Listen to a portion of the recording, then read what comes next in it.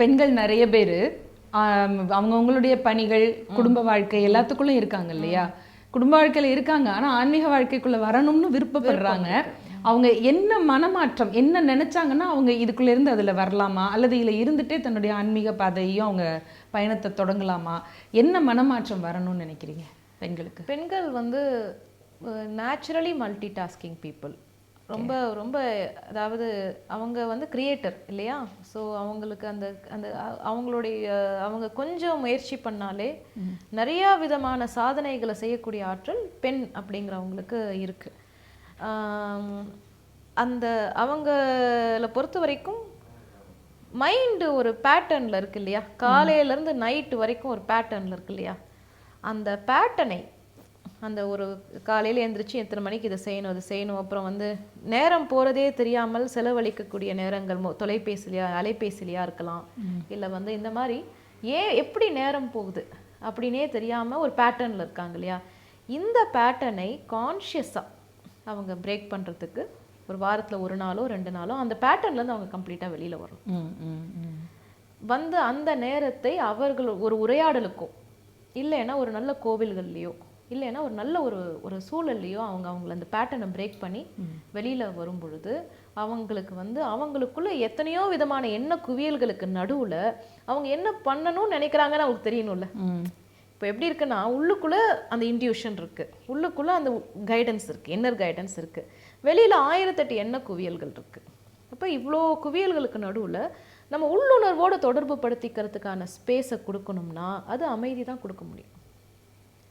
So அந்த அமைதிங்கிறது வீட்டுக்குள்ளே போய் தனிமைப்படுத்திக்கிற அமைதி இல்லை, ரொம்ப ஒரு நல்ல ஒரு அதிர்வுகள் நிறைந்த இடத்துல ஏற்படக்கூடிய அமைதி. ஒரு திருக்கோவில், ஒரு தியான மண்டபம், ஒரு இயற்கை, இது நேச்சர், நீங்கள் சொன்ன மாதிரி ஒரு குரு பீடமோ இந்த மாதிரி இடங்கள்ல என்ன ஆகும்னா பல்வேறு எண்ண குவியல்களுக்கு நடுவில் அவங்களோட உண்மையான எண்ண அலைவரிசையோடு அவங்க ஒரு நிமிடமாவது இணையிற ஒரு புரிதல் வரும். இந்த 1 நிமிடம் இஸ் மேஜிக்கல். இந்த 1 நிமிடம் சில தடவை திருப்பி அந்த 1 நிமிடம் சில நிமிடங்களாக மாறும் பொழுது அது அவங்களுக்கு அடுத்த ஒரு ஸ்டெப்பை எடுத்து வைக்கிறதுக்கான மோட்டிவேஷன் இருக்கும். ஸோ பெண்கள் அவங்களுக்கே தெரியாமல் ஒரு பேட்டர்னில் இருக்காங்க இல்லையா? அந்த நேரங்காலங்கள் அதை வந்து அந்த பேட்டர்ன்லேருந்து வெளில வரத்துக்கு முயற்சி பண்ணாலே அவங்களுடைய மோட்டிவேஷன் பாத் வந்து ஓப்பன் ஆகிடும். நீங்கள் சொன்னீங்க சிறு வயதில் நிறைய சித்தர்கள், ரிஷிகள், இவங்களுடைய அந்த பூர்வ ஜென்ம தொடர்பு அப்படின்ற ஒரு வார்த்தை பயன்படுத்தினீங்க. அது மாதிரி யுகங்கள் கடந்தும் இந்த பூமியில் இருந்துட்டுருக்குறாங்க இல்லையா பெரியவங்க, ரிஷிகள், பெரிய ஞானிகள், அவங்களோட உங்களுடைய தொடர்பை பற்றி சொல்லுங்கள். யாரெல்லாம் உங்களுக்கு க்ளோஸ் டு ஹார்ட்டா, இல்லை எல்லாருமே க்ளோஸ் டு ஹார்ட்டா? நம்ம எல்லாருமேலேயும் மதிப்பு மரியாதையும் வச்சுருப்போம், ஆனால் சிலர் வந்து நமக்கு ரொம்ப அணுக்கமாக இருப்பாங்கல்ல, அது மாதிரி யார் உங்களுக்கு ரொம்ப க்ளோஸ் டு ஹார்ட்? இல்லை, இந்த எப்படி சிவம்ங்கிற தன்மை எப்படி ஆம்னி ப்ரெசன்ட் எங்கும் வியாபித்திருக்கக்கூடிய தன்மையோ அப்படிதான் குருமார்களும் சிவனும் வேற இல்லை. அவங்க சிவனே குரு நிலையில தான் இருக்காரு, குருவாகவும் இருக்காரு. அப்போ குருமார்களுடைய அவங்களும் பிரபஞ்சம் முழுக்க நிறைந்திருக்காங்க. அந்த குருமார்கள் நான் இங்கே சொல்கிற சித்த குருமார்கள், அந்த நம்மளுடைய சப்த ரிஷிகளாக இருக்கலாம், சித்த குருமார்களாக இருக்கலாம், இவங்க எல்லாமே நம்மளுடைய பிரபஞ்சத்தில் அப்படியே நிறைந்து நம்மள ரொம்ப கருணை ரூபமாக இருக்காங்க. அம்பாள் வந்து எவ்வளோ கருணை ரூபமாக இருக்காங்களோ, எப்படி அம்பாளை வழிபாடு பண்ணால் எல்லா விதமான மனசில் இருக்கக்கூடிய குழப்பங்களும் எல்லா விதமான வலிகளும் போய் அந்த இடத்துல ஒரு ஹீலிங் ஸ்பேஸ் க்ரியேட் ஆகுதோ, அந்த மாதிரி குருமார்களை நினச்சி எனக்கு இந்த இடத்துல டைரக்ஷன் வேணும், இந்த இடத்துல நான் வந்து ஒரு ஒரு ஒரு தடுமாற்றத்தில் இருக்கேன், எனக்கு ஒரு டைரக்ஷன் வேணும் அப்படின்னு கேட்டால், அது ஒரு பௌர்ணமி நாள் போல் ஒரு நிறைந்த நாளில் கேட்டால் அந்த அவங்களுடைய கருணையை அவங்களால உணர முடியும். ஸோ அவ்வளோ ஒரு ஒரு ஒரு குரு அப்படிங்கிறதே கருணையான ஒரு ரூபம் தான். இதில் எனக்கு வந்து 10 இயர்ஸில் எனக்கு சித்தர்கள் பற்றின ஒரு கிளிம்சஸ் வருது அப்படின்னா, அது எனக்கு புரியற மாதிரி அது எப்படி இருந்திருக்குங்கிறத நினைச்சு பார்க்கணும். ஏன்னா அப்போ அவங்க என்கிட்ட எவ்வளோ கருணையா என்னுடைய ஜேர்னியில் இருந்திருப்பாங்கங்கிறத நினைச்சு பார்க்கணும். பிகாஸ் எனக்கு அந்த வயசுல என்ன புரியும், அந்த குழந்தைய நம்ம இது பண்ணிக்கணும். அவங்க ஏன் லாங்குவேஜை பேசியிருப்பாங்க, அவங்க லாங்குவேஜை நான் பேசியிருக்க மாட்டேன், கரெக்டா? அப்போ எனக்கு அது ரெசனேட் ஆகுற மாதிரியான நிறைய விஷயங்கள் அவங்க வந்து ரிவீல் பண்ணிக்கிட்டே இருந்தாங்க. அந்த சமயத்தில் ரொம்ப ஃபிசிக்கல் ப்ரெசன்ஸ் மாதிரி தான் இருந்துச்சு. ஐ கெப்ட் என்னை சுற்றி அவங்களுடைய ப்ரெசன்ஸ் வந்து அந்த குழந்தைக்கு தகுந்த மாதிரியான புரிதலாக தான் எனக்கு இருந்தது. இதில் காகபுஜண்டருடைய அந்த வெரி க்ளோஸ் டு ஹார்ட் அப்படிங்கிறது காகபுஜண்டருடைய அந்த ப்ரெசன்ஸ் தான். அண்ட் அது மற்றபடி எல்லா குருமார்களுடைய ப்ரேயரு சாண்டிங் இதெல்லாமே இன்டர் கனெக்டடாக ஃபீல் ஆகும். அகஸ்தியராக இருக்கலாம், அண்ட்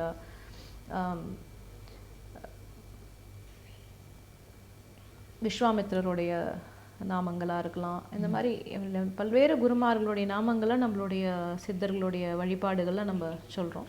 பட் காகபுஜண்டர் வந்து அவரோட ப்ரெசன்ஸ் வாஸ் வெரி ஸ்ட்ராங். உங்களுக்கு ரொம்ப 10 இயர்ஸ் ஓல்டாக இருக்கும்போது எல்லாருமே ஒரு பாஸ்ட் லைஃப் கனெக்ஷனோட தான் இந்த லைஃப்க்கு வரும். எல்லாருக்குமே வி ஆர் நாட் சொல்கிறோம் இல்லையா, வி ஹாவ் சம் நம்ம already we have some kind of vasanas இம்ப்ரிண்ட்ஸோட தான் பிறக்கிறோம். அது அந்த ஒரு கிராஸ் ரோடில் அவங்களுக்கு ரிவீல் ஆகுது. அதனால தான் சில பேரை நம்ம சந்திக்கும் பொழுது அப்போ சந்தித்த மாதிரி இருக்காது. கரெக்ட். ஏதோ முன்னாடியே நம்ம சந்தித்த உணர்வு இருக்கும். இதை கொஞ்சம் வேற மாதிரி ஒரு புரிதலோட பார்த்தோன்னா ஆன்மீகத்தில் குருமார்களுடைய ப்ரெசன்ஸை நம்ம புரிஞ்சுக்க ஐடென்டிஃபை பண்ணலாம். Okay okay. பெண் சித்தர்கள் நிறைய பேர் இருக்காங்க.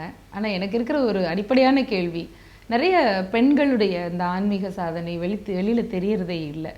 உங்களுக்கு பிடித்தவங்க அப்படின்னு யாரை சொல்லுவீங்க? அல்லது நீங்கள் ரொம்ப அட்மையர் பண்ண பெண் சித்தர்கள் அப்படின்னு யாரை சொல்லுவீங்க?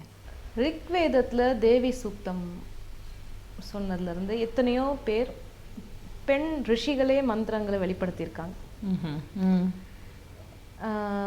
நிறைய பெண் யோகினிகளே மந்திரங்களை வெளிப்படுத்தியிருக்காங்க. இப்போது சொல்கிறோம் இல்லையா, இப்போ இருக்கக்கூடிய இப்போ கொஞ்சம் பரவாயில்ல, பட் ஒரு ஆண் பெண் பேதம் இருக்கு இல்லையா சில இடங்களில், சில ரிச்சுவல்ஸில்.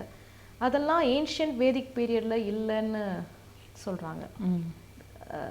அண்ட் நிறைய ரிக்வேதத்தில் நிறைய பெண் யோகினிகளுடைய இதில் மந்திரங்கள் வந்திருக்கு. Like Devi Suktam was revealed by one of the பெண், ஒரு ஃபீமேல் யோகினி. ஆமாம். இப்போது கான்ட்ரிபியூஷன் பெண் சித்தர்களும் ஃபீமேல் யோகினிஸோட கான்ட்ரிபியூஷன்ஸ் ஒவ்வொரு காலகட்டத்திலையும் ரொம்ப ரொம்ப தீர்க்கமாக இருந்திருக்கு. ரொம்ப ரொம்ப தீர்க்கமாக இருந்திருக்கு. Somewhere I have a very deep association with Lobamudra Devi. And also என்னுடைய குரு அண்ட் ரிஷி குரு பத்னி அவங்களோட பகுலா தேவி காகபுஜண்டர். பட் லோபமுத்ரா தேவி எனக்கு ஒரு I have a very deep association with her. And காலப்போக்கில் பார்த்தீங்கன்னா எல்லாரும் சித்தர்னா ஜடாமுடி வச்சுக்கிட்டு, ஆமாம், அந்த காலகட்டத்துக்கு அந்த அட்டையர்ல அவங்க இருந்தாங்க. இது முழுக்க முழுக்க உள்நிலை சம்மந்தப்பட்டது. இதில் எவ்வளோ பேர் நான் பார்த்த எவ்வளவோ பியூட்டிஃபுல் விமன் ரொம்ப ரொம்ப ஒரு பவர்ஃபுல்லான ரொம்ப ஒரு ஸ்பிரிச்சுவல் தன்மையை ரொம்ப எளிமையாக கேரி பண்ணிட்டு போனோம். எவ்வளோ பேர் இருக்காங்க. அப்போது அவங்களுடைய கான்செப்டுக்கும் புரிதலுக்கும் தகுந்த மாதிரி ஒருத்தங்களை கிராஃப்ட் பண்ணக்கூடாது. அவங்கள பொதுவாக உலகத்துக்கு வந்து அவங்க ஒரு முடிவு பண்ணதுல இருக்கணும். ஒரு துறவினா இப்படிதான் இருக்கணும், யோகினா இப்படிதான் இருக்கணும்னு ஒரு ஐடென்டிஃபிகேஷன் வச்சுட்டு இருப்பாங்கல்ல. என்னப்பா அவங்க இப்படி இருக்காங்க அப்படின்னு ஒரு அதிர்ச்சி ஆவாங்க. அப்படியே கிடையாது. ஒரு யாரோ ஒரு சில பேர் ஜீன்ஸ் டிஷர்ட் போட்டிருக்கலாம், அவங்களுக்குள்ள வந்து ஒரு ஸ்பிரிச்சுவல் எபிலிட்டி இருக்கலாம். இந்த காலத்திற்கு பொருந்தக்கூடிய ஆன்மீகத்துல அவங்களுடைய உள்ளத்துல ஏற்படக்கூடிய அனுபவம் தானே ஆன்மீகம். ஆமா. ஆனா அந்தந்த ஒரு நம்ம ட்ரெடிஷனையும் நம்ம என்கார்பரேட் பண்ணிக்கிறோம். So that we don't forget our history.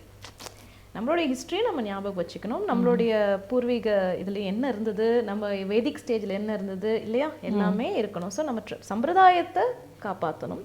At the same time இப்போ மொபைல் கருவிகளே யூஸ் பண்ணக்கூடாதுன்னு இருந்தால் இந்த அளவுக்கு இப்போ யாரும் நம்மளை இங்கே பார்த்துட்டு இருக்க முடியாது. ஆமாம். ஸோ ஆன்மீகத்தில் இருக்கக்கூடிய இப்பத்த காலகட்டத்தில் இப்பத்துல ஜெனரேஷன்ஸோடைய வெளிப்புற தோற்றத்தை வந்து ஜட்ஜ் பண்ணாமல் அந்த ஸ்பேஸையும் கொடுக்கணும். நான் நினைக்கிறேன் அதுவும் இந்து சமயத்துக்கே உரிய ஒரு விஷயம். கரெக்ட். ரொம்ப ரொம்ப ஒரு டைவர்சிஃபைடு ரொம்ப ரொம்ப ஒரு ப்ராடண்ட் வே ஆஃப் லைஃப்ங்கிறது இந்த உலகத்தில் வந்து எல்லா விதமான விஷயங்களையும் உள்ளடக்கிய ஒரு வே ஆஃப் லைஃப்ங்கிறது ஹிந்து தர்மா. சித்தர்களையே எடுத்துக்குவாங்க. சித்தர்கள் போக்குங்கிறது அவங்களுக்கு போக்கே கிடையாது. அதனாலதான் சித்தன் போக்கு சிவன் போக்கு.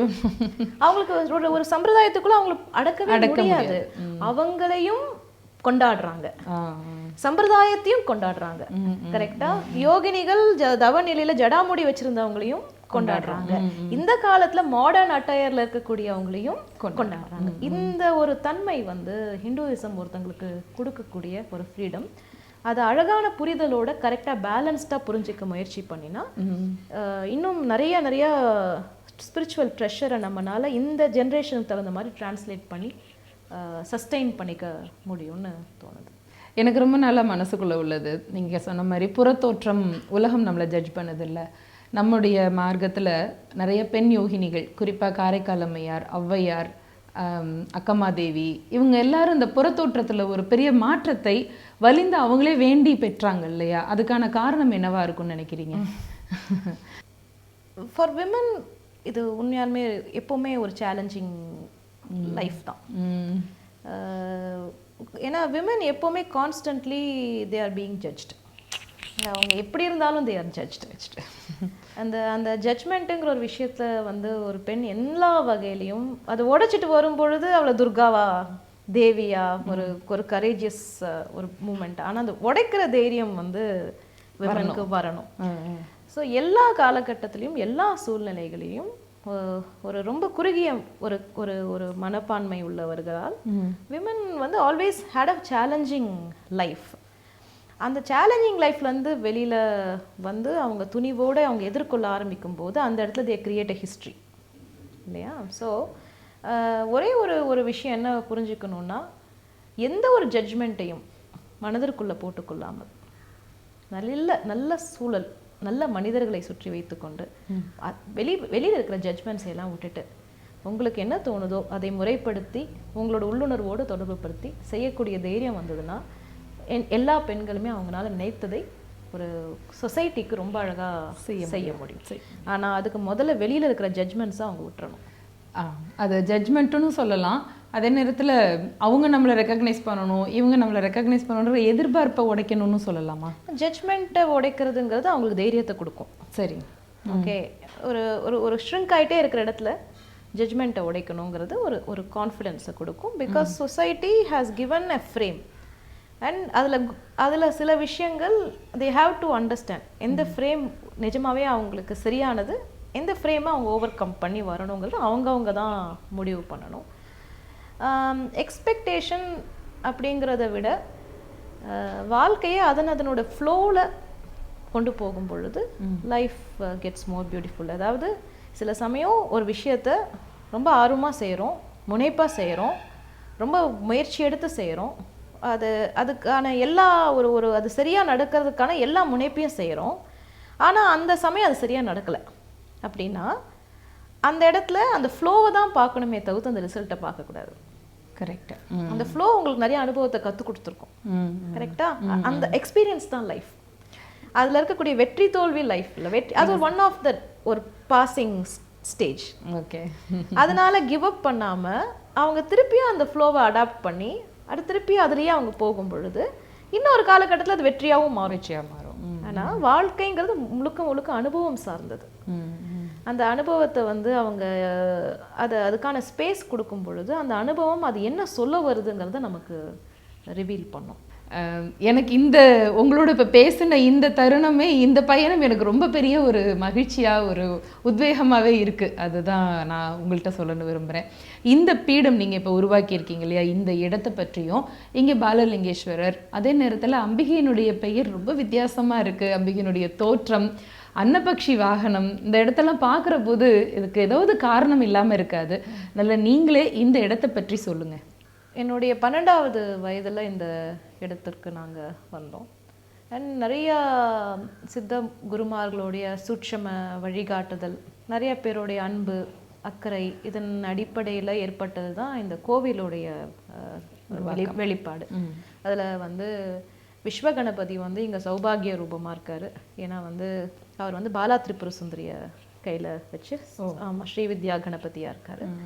அண்ட் பாலலிங்கேஸ்வரர் வந்து எப்படி எனக்கு 14 வயசுல அண்ணாமலை அவரோட அங்கே திருவண்ணாமலைக்கு போகும்போது மந்திரமுடைய பரிமாணம் வேகமாக அதிர்வோடு வெளிப்பட்டுச்சோ, அதுக்கப்புறம் அது எஸ்டாப்ளிஷ் ஃப்ளோ எவ்வளோ முக்கியமோ அந்தளவுக்கு ஸ்டெபிலிட்டி முக்கியம் இல்லையா? அந்த ஸ்டெபிலிட்டி கிரியேட் ஆனது வந்து அவருடைய ப்ரெசன்ஸில் தான். பாலலிங்கேஸ்வரர் அவர் வந்து கிட்டத்தட்ட இப்போ 28 வருஷம் 30 வருஷமாக அவருக்கு பூஜைகள் நடந்துட்டுருக்கு.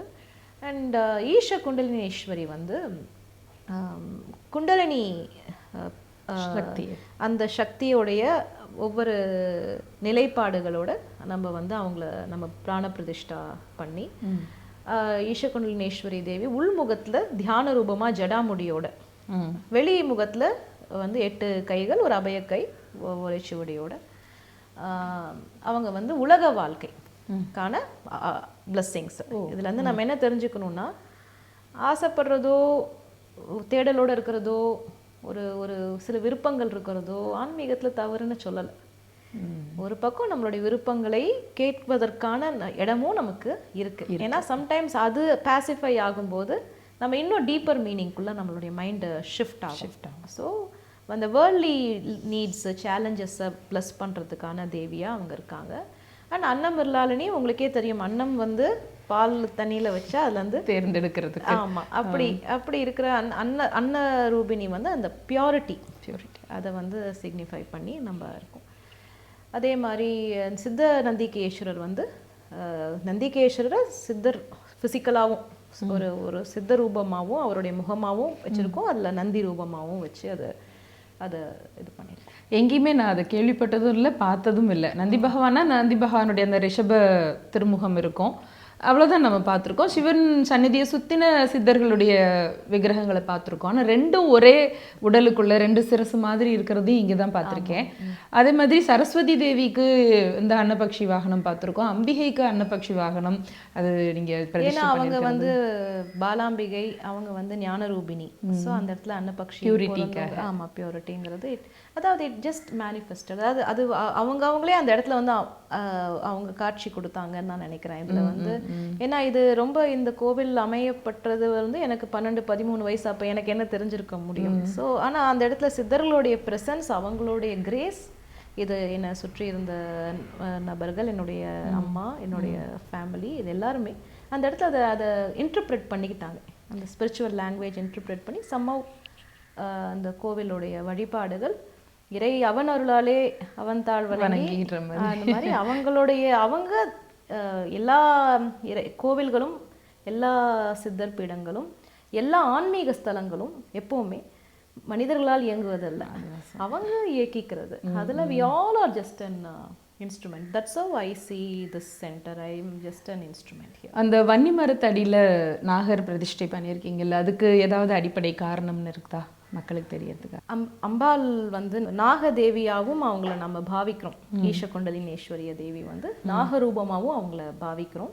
பின்னாடி இருக்கிற அம்பாள் வந்து பார்த்த மாதிரி இந்த நாகம் இருக்கு.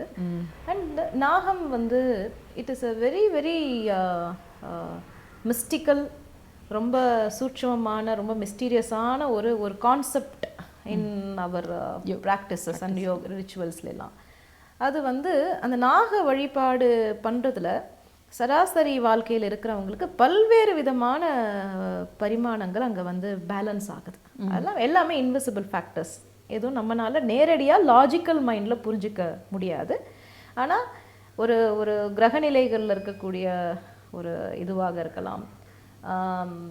இப்போ வந்து ராகு திசை, ராகு கேதுவோடைய இதுவாக இருக்கலாம். ஈவன் வந்து சம்டைம்ஸ் சாட்டர்னுடைய இன்ஃப்ளூயன்சஸாக இருக்கலாம்.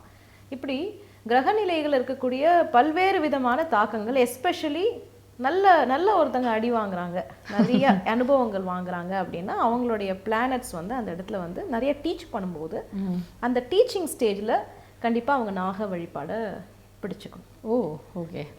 அதாவது எஸ்பெஷலி அவங்க லைஃப் லெசன்ஸ் ரொம்ப ஸ்ட்ராங்காக இருக்கும். அதாவது எப்படி டைஜஸ்ட் பண்ணிக்கிறதுனே தெரியாமல் அப்படி இருக்குங்கும் போது வாழ்க்கையே அவங்களுக்கு ஏதோ ஒன்று சொல்ல வருது. அந்த சமயத்தில் அவங்க நாகதேவியவோ நாக ரூபத்தையோ வழிபாடு பண்ணும்போது அது வந்து ரொம்ப அவங்கள அந்த இடத்துல அந்த பிளானட்ரி இன்ஃப்ளூயன்ஸையும் காம் டவுன் பண்ணி அவங்களுக்குள்ளே இருக்கக்கூடிய அந்த என்ன டீச்சிங்கோ அந்த டீச்சிங்கை புரிந்து கொள்வதற்கான ஏன்னா எல்லாமே இல்யூஷன்னு சொல்கிறோம் ஒரு லெவல் ஆஃப் ஸ்பிரிச்சுவாலிட்டியில். அந்த இல்யூஷனுக்குள்ளே ஒரு ஒரு ஒரு ட்ரூத் இருக்குது, பிஹைண்ட் த இல்யூஷன். அதை புரிந்து கொள்வதற்கான ஒரு பரிமாணம் நாக வழிபாடு. ஸோ ஒன்று வந்து அம்பாலை பார்த்துருக்கணுங்கிறதுக்காக நம்ம இது பண்ணது. அது வன்னி மரத்து கீழே அவங்க ஏற்படுத்திக்கிட்டாங்க நாகதேவி. அண்ட் அந்த இடத்துல நிறையா நாகர்கள் உலாவும் செய்கிறாங்க ஃபிசிக்கலாகவும் அவங்களுக்கு. அதனால மேபி அது இயற்கையாக அந்த இடத்துல அமைஞ்சிருக்குன்னு சொல்லலாம். இந்த இடம், இந்த சூழல், உங்களோட இந்த பேச்சு எல்லாமே எங்களுக்கே ஒரு பெரிய மன மாற்றத்தையும் ஒரு பெரிய உத்வேகத்தையும் கொடுத்துட்ருக்குன்னு சொல்லலாம். உண்மையாக சொன்னால் இன்னும் பேசுமான்ற ஒரு ஆர்வம் தான் இருக்குது. இருந்தாலும் ஒரு கால எல்லைங்கிறது இருக்குது. அடுத்த முறை சீக்கிரம் உங்களை சந்திக்கணும் அப்படிங்கிற ஒரு வேண்டுதலோட பிரார்த்தனையோட இந்த நேர்காணலை இப்போ நாங்கள் நிறைவு பண்ணிக்கிறோம். இவ்வளோ நேரம் உங்களுடைய பொன்னான நேரத்தை எங்களுக்காக செலவு பண்ணதுக்கு ரொம்ப ரொம்ப நன்றி. தெய்வத்தமிழ் டிவி வியூவர்ஸ் எல்லோருக்கும் என் மனமார்ந்த வாழ்த்துக்கள். இறையருள், குருவருள் எல்லோருடைய வாழ்க்கையிலையும் துணை நிற்கட்டும். இந்த உரையாடலின் போது நம்ம நினைவு கூர்ந்த இந்த விஷயம், ஆன்மீகம் வாழ்க்கை வெவ்வேறு விதமான விஷயங்கள் கிடையாது. ஆன்மீகமும் வாழ்க்கையும் ஒன்றிணைந்த ஒரு விஷயம். இன்னைக்கு நம்மளுடைய வாழ்க்கையில் அதிகமான ஒரு இன்னர் ஸ்பேஸ் கொடுத்து அந்த ரெசிஸ்டன்ஸ் அப்படிங்கிற ஒரு விஷயத்தை விட்டு நிகழ்காலத்திலெல்லாம் தொடர்பு படுத்தி கொள்ள நம்ம முனைகிறோமோ அந்த நேரங்களிலெல்லாம் மனதில் ஆழ்ந்த பதிலும் தெளிவும் குருவருடும் அதை புரிந்து கொள்வதற்கான அந்த உள்ளுணர்வும் நம்மளுடைய இன்டியூஷனோட நம்ம கனெக்ட் பண்ணக்கூடிய ஒரு தன்மையும் நமக்கு ஏற்படும்.